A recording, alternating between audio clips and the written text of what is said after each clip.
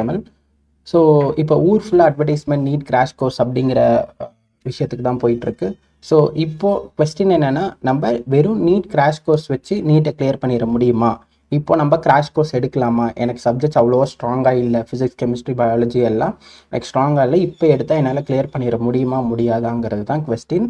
I will explain completely. Okay, so இப்போ general pattern crash கோர்ஸ்க்கு எப்படி இருக்குன்னா, இப்போ 22 உங்களோட போர்டு எக்ஸாம் முடியுதா, பயாலஜி எக்ஸாம் முடியுது, biology botany is going to end on 22 முடிஞ்சதும் ஒரு பேட்ச் லைக் சம் இன்ஸ்டியூஷன்ஸில் எப்படி இருக்குன்னா 3 பேட்சஸ் இருக்கும், சம் இன்ஸ்டியூஷன்ஸில் 4 to 5 பேட்சஸ் கூட வைப்பாங்க, depending upon the number of students they are joining. So அப்படி பார்த்தோன்னா இப்போ 4 to 5 பேட்சஸ் இருக்குன்னா,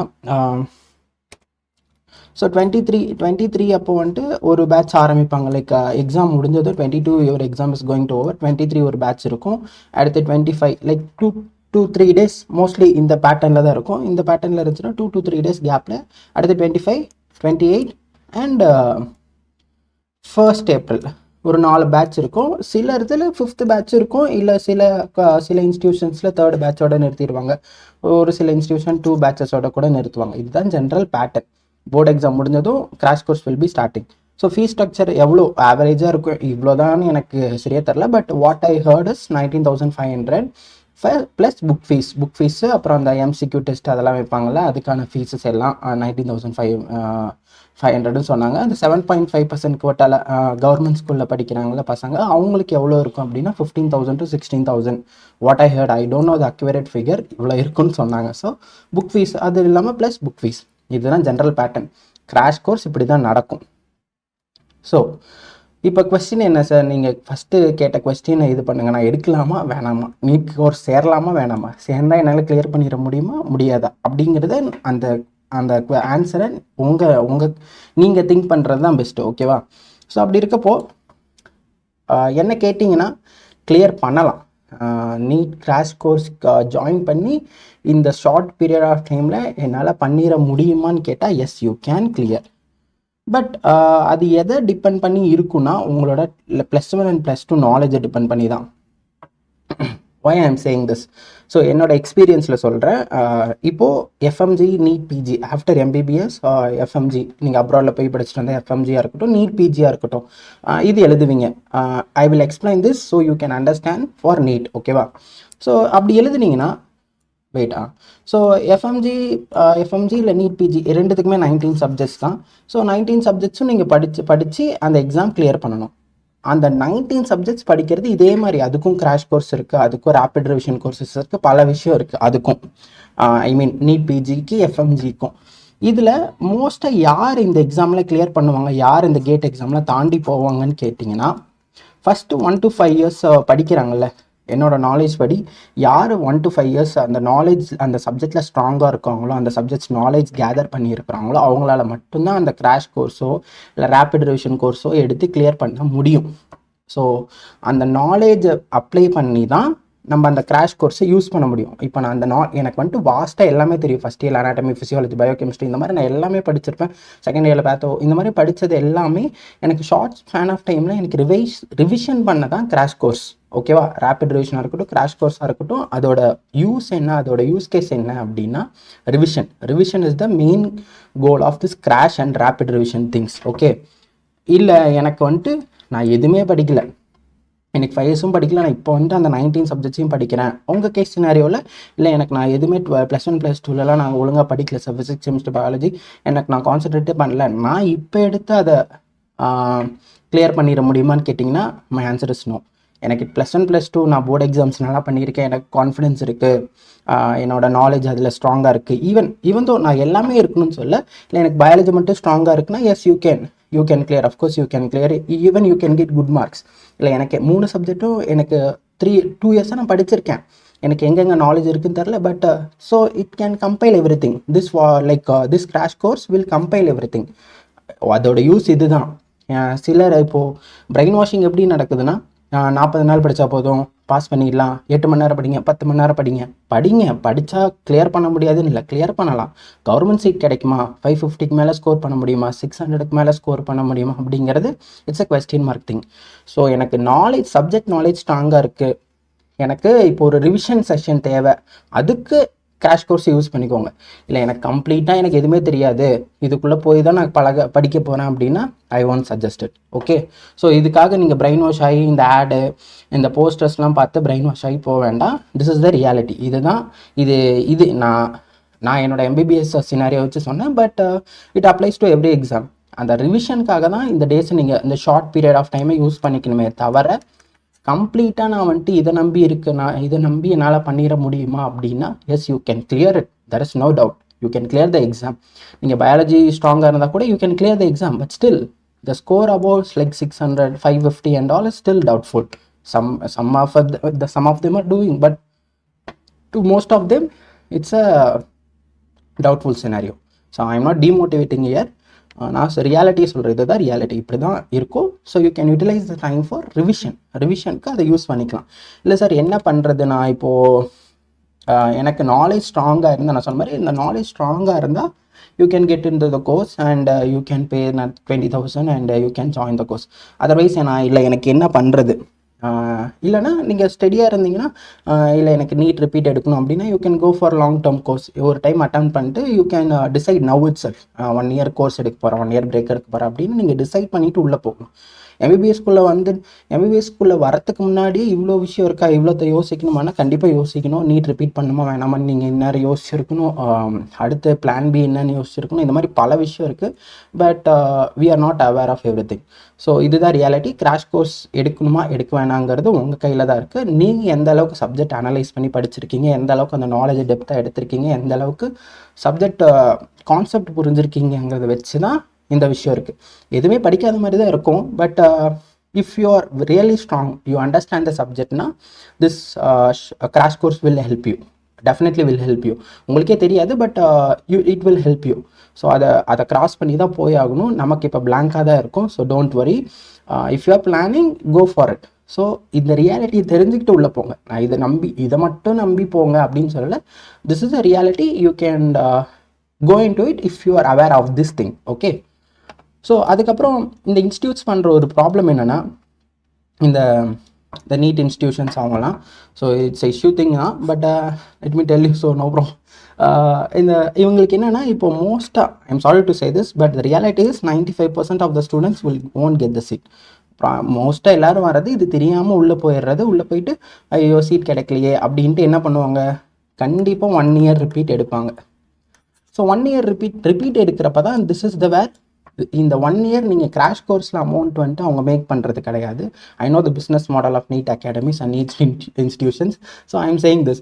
ஸோ அந்த 1 year கோர்ஸில் தான் அவங்க அமௌண்ட் மேக் பண்ணுறது அந்த 1 year கோர்ஸில் தான். So the brain wash you to take 1 year course. நான் 1 year கோர்ஸ் எடுக்க வேணான்னு சொல்லலை. இதுக்காக நீங்கள் இவங்க சொல்கிறதுக்காக கேட்டு நீங்கள் எடுக்கக்கூடாது. You need to be aware of your decisions. Okay, I know this. நான் இது மாதிரி ஸ்ட்ராங்காக இல்லை, but I am just giving a try. If doesn't go right, so I will take a 1 year அப்படின்னு நீங்கள் பிளான் பண்ணி போகணும். அவங்க சொல்கிறதுக்கு பிரெயின் வாஷ் ஆகி போகக்கூடாது. It applies for every thing. நான் இந்த வீடியோ போடுறது கூட அந்த மாதிரி தான். நீங்கள் என்ன டிசைட் பண்ணப்போ எழுதி பாருங்கள். ஓகே, இந்த மாதிரி ஒருத்தர் சொல்கிறாரு, ரேண்டமாக அவுட் ஆஃப் ப்ளூவில் வந்து ஒரு யூடியூப் வீடியோவில் பார்த்தேன்னு நம்பிடக்கூடாது. You need to be aware of your decisions. Okay. So அப்படி இருக்கப்போ அந்த 1 year தான் அவங்க அமௌண்ட் மேக் பண்ணுவாங்க. So it's their business model. I am not here to judge anybody. I am just saying this it's their business model to make repeat 1 year. நான் NEET ரிப்பீட்டுக்கு completely against. So அது ஏங்கிறது அதை நான் ஏற்கனவே last year இந்த NEET டைம்லேயே நான் வீடியோ போட்டிருப்பேன். So you can think about it or you can watch that video. NEET ரிப்பீட்டுன்னு போட்டு என்னோடய சேனலில் பார்த்தீங்கன்னா இருக்கும், நீட் ரிப்பீட் பண்ணலாமா அப்படின்னு ஒரு வீடியோ இருக்கும், அதை வேணால் பாருங்கள். ஸோ மோஸ்ட் ஆஃப் தெம் எல்லாருமே எக்ஸாம் கிளியர் பண்ண முடியாது. This is the situation. Crash course வச்சு கிளியர் பண்ண முடியாது. அதுக்கப்புறம் நீங்கள் இப்படி நான் கிளியர் பண்ணல அப்படின்னா என்ன எனக்கு அடுத்த பிளான் என்ன? ஏன்னா இப்போது நான் நீட் கொடுக்குறேன், நான் சப்ஜெக்டில் ஸ்ட்ராங்காக இல்லை, நான் எக்ஸாம் கொடுத்துட்டேன், எனக்கு கிடைக்கல, ப்ராபப்ளி எனக்கு சீட் கிடைக்கல, unfortunately you won't get the seat அப்படின்னு எடுத்துக்கலாம். ஒரு சினாரியோ எடுத்துக்கலாம். இல்லை பாசிட்டிவ் சினாரியோ, நான் கொடுத்தேன், எனக்கு சப்ஜெக்ட் ஸ்ட்ராங்காக இருக்குது, நான் கிராஷ் கோர்ஸ் போனேன், ஐ கம்ப்ளீட்டட் MCQ டெஸ்ட், நான் ஸ்ட்ராங்காக படித்தேன், you get the government college, very good, I appreciate you. But most students என்ன இருக்குன்னா, they won't get the seat, right? So அப்படி இருக்கப்போ என்ன நீங்கள் அடுத்து என்ன பண்ண போகிறேன் அப்படிங்கிறத பிளான் பண்ணி இருக்கணும், கண்டிப்பாக பிளான் பண்ணி இருக்கணும். பட் நம்ம நீட் ஆஸ்பிரன்ஸ் நீங்கள் பண்ணுற பேரண்ட்ஸாக இருக்கட்டும், நீட் ஆஸ்பிரன்ஸாக இருக்கிறோம், பண்ணுற பெரிய தப்பே இதுதான். அடுத்து என்ன பண்ண போகிறேன்னு தெரியாது. இது பண்ணுமா, நீட் ரிப்பீட் பண்ண வைக்கலாமா, எல்லாரும் நீட் ரிப்பீட் பண்ணுறாங்க, நீட் ரிப்பீட் பண்ணு. என்ன நடக்குது, சினாரியோ என்ன, எம்பிபிஎஸ்குள்ள சினாரியோ என்ன, எம்பிபிஎஸ்ல என்ன நடக்குது எதுவுமே தெரியறதில்ல. பட் நீட் எல்லோரும் ரிப்பீட் பண்ணுறாங்க, நானும் ரிப்பீட் பண்ணுறேன். I don't want you to do that, okay? அதை கண்டிப்பாக பண்ணாதீங்க. So what I can do, நான் என்னால் பண்ண முடிஞ்ச சின்ன ஹெல்ப்பை பண்ணுறேன்.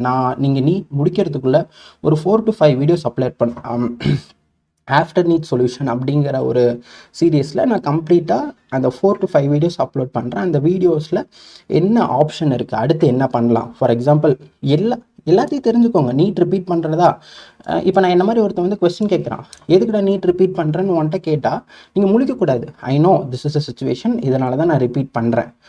நான் எனக்கு இன்னும் ஒரு வருஷம் ட்ரை பண்ணால் எனக்கு கிடைக்கும்னு சான்ஸ் இருக்குது. நான் ஒரு ஃபார் எக்ஸாம்பிள் 430 to 450 இருக்கேன்னா of course you can repeat NEET 1 more year.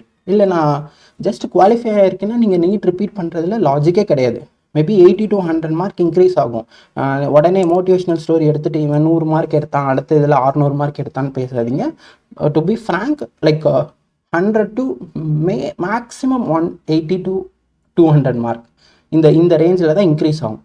So if you getting 100னா லைக் குவாலிஃபைங் மார்க் 130 140 எடுத்திருக்கீங்கன்னா யூ கேன் கெட் 360 400 இந்த நெக்ஸ்ட் இயர், அவ்வளோதான். ஸோ அந்த சினாரியோவில் யோசிச்சு பார்த்துட்டு டிசிஷன் எடுக்கணும். எல்லோரும் ரிப்பீட் பண்ணுறாங்க, நானும் ரிப்பீட் பண்ணுறேன், எப்படியாவது எனக்கு சீட் கிடச்சிரும்னு இருக்கக்கூடாது. So you need to analyse the every possible situation. இது இப்படின்னா என்ன நடக்கும், இந்த வேலை போனால் என்ன நடக்கும், அந்த வேலை போனால் என்ன நடக்கும் அப்படின்னு எல்லாமே தெரியணும்.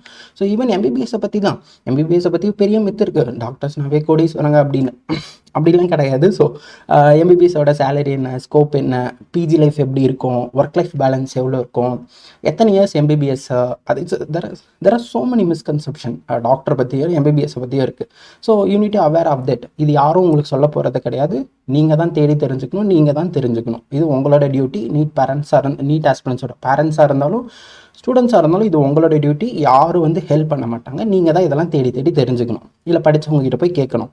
ஸோ எனக்கு இந்த வருஷம் கிடைக்கல, என்ன பண்ணலாம், பிடிஎஸ் படிக்கலாமா, ஆயுஷ் படிக்கலாமா, இல்லை சம்ம genuinely interest in BDS or Ayush, இல்லை paramedical courses. There are many paramedical courses are there.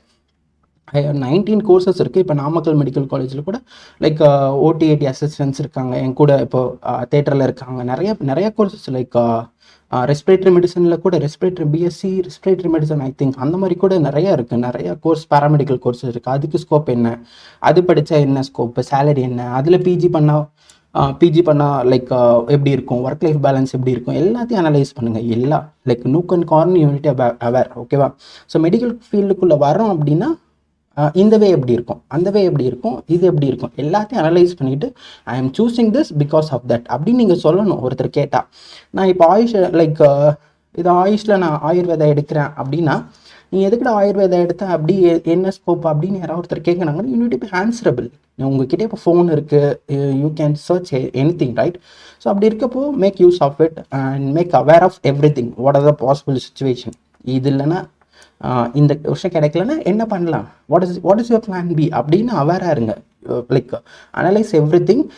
You need right, எனக்கு இது கிடைக்கல, நான் நீட் ரிப்பீட் பண்ண போகிறேன், okay why I M repeating this, why I am not doing that அப்படின்னு நீங்கள் கேட்டுக்கணும். கேட்டு எழுதி பாருங்கள், what are the possible situation, இப்படி போனால் என்ன பாசிபிள் சுச்சுவேஷன், அப்படி போனால் என்ன பாசிபிள் சுச்சுவேஷன் அப்படின்னு எல்லாத்தையும் அனலைஸ் பண்ணி வச்சுக்கோங்க. It will be very useful, okay? So இதெல்லாம் எப்படி சார் பண்ணுறது, நான் ஸோ ஈவன் ஸ்டடிங் அப்ராட் அதோட ப்ரோஸ் அண்ட் கான்ஸ் என்ன, எல்லாம் சொல்கிறாங்க, என்எம்சியோட நார்ம்ஸ் என்ன அப்படின்னு எல்லாத்தையும் தெரிஞ்சுக்கோங்க. எல்லா ஃபீல்டை பற்றி தெரிஞ்சுக்கோங்க. So that you can make the informed decision. இதுதான் இங்கே முக்கியம், இன்ஃபார்ம்டு டெசிஷன் தான் இங்கே முக்கியமே, கான்செப்டே அதுதான். நான் வீடியோ மேக் பண்ணுறதுக்கான இதே லைக் இதே நோக்கமே என்னென்னா you need to make the inform decision. NEET repeat பண்ணாலும் நான் அகேன்ஸ்டுங்கிறதுக்காக நீங்கள் நீட் ரிப்பீட் பண்ணாமல் இருக்கக்கூடாது. So why I'm saying this, I have reason, உங்களுக்கு உங்கள் ரீசன் இருக்கும். So that you need to be aware. நான் இதுக்காக தான் நீட் ரிப்பீட் பண்ணுறேன். நான் வந்துட்டு ஒரு கொஸ்டினை கேட்டால் நீங்கள் கீழே கமெண்ட்டில் பண்ணணும், சார் எனக்கு இப்படி இதனால தான் நான் ரிப்பீட் பண்ணுறேன். Okay, of course, beautiful. நான் இப்படி சார் அதனால் இது நான் ஆயுஷ் எடுக்கிறேன், இல்லை எனக்கு இதில் பிடிஎஸ்ல இன்ட்ரெஸ்ட் இருக்குது சார் அதனால் இதை பண்ணுறேன் அப்படின்னு நீங்கள் you need to make the informed decision. அப்படி இங்கே யாரும் பண்ணுறது கிடையாது. அதுதான் பெரிய ப்ராப்ளமே. ஃபீல்டுக்குள்ளே வந்துட்டு ஐயோ இப்படி பண்ணியிருக்கலாமே அப்படி பண்ணியிருக்கலாமே அப்படின்னு யோசிச்சுட்டு இருக்கிறது தான் மோஸ்ட்டாக நடக்குது. So what I said, so there is a link down below இந்த வாட்ஸ்அப் குரூப். இது எதுவுமே சார்ஜஸ்லாம் எதுவும் கிடையாது. ஐம் பிளானிங் டு மேக், நீங்கள் NEET முடிக்கிறதுக்குள்ளே I will make like 4 to 5 videos. Okay, in that you need like நான் சொன்ன எல்லாத்த பற்றியும் எம்பிபிஎஸோட ஸ்கோப் என்ன ரியாலிட்டி, பிஜி லைஃப் எப்படி இருக்கும், என்னோட சேலரி என்ன, கிளினிக் வச்சா என்ன நடக்கும், இந்த மாதிரி everything BDS, we'll talk about the BDS or use paramedical course, everything we will discuss. அப்புறம் அப்ராடு போகிறது என்ன, அதோட ப்ரோஸ் அண்ட் கான்ஸ் என்ன, இங்கே வந்து எக்ஸாம் எழுதுறது கிளியரன்ஸ் எவ்வளோ இருக்குது, இந்த மாதிரி எல்லாத்தையும் நம்ம பேச போகிறோம் லைக் இன்ட்டு அந்த 4 to 5 வீடியோஸில். Probably I'm trying to make இன்டர்ன்ஷிப்பும் போயிட்டுருக்கு, it is little hectic. So I will make, நீங்கள் நீட் எக்ஸாம் முடிக்கிறதுக்குள்ளே the video will be uploaded. Okay, so thank you for watching.